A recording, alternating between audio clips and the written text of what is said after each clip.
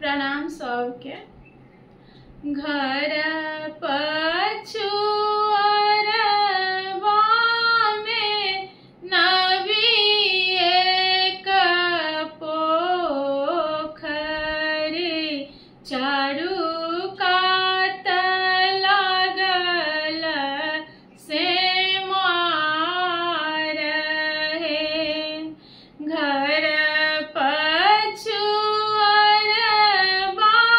में नबी एक पोखरी,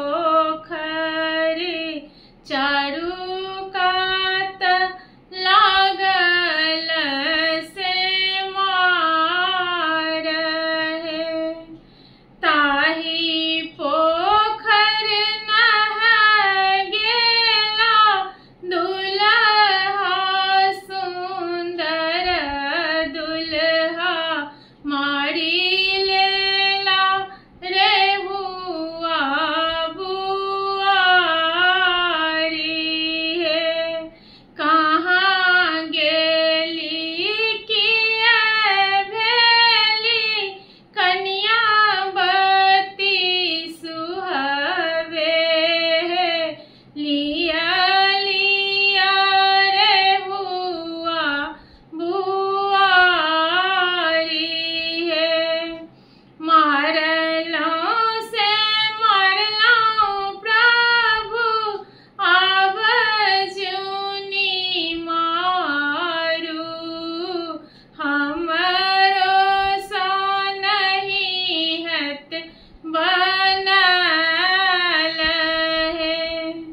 एतबा वचन जब सुनलन सुंदर, दुल्हा भय गेला घोड़ा पीठ सवार हे। अपने ताजै छी प्रभु, देश रे विदेशवा, हमरो के कहाँ छोड़ने जाई हे।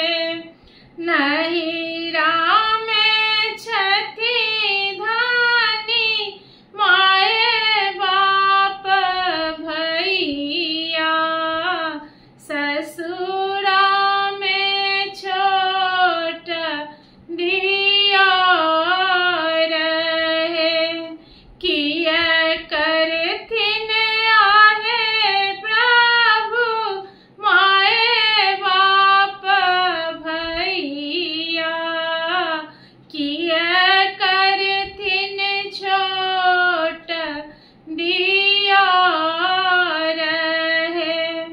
आही त छियै पिया, सिर के सिंदूरवा, आही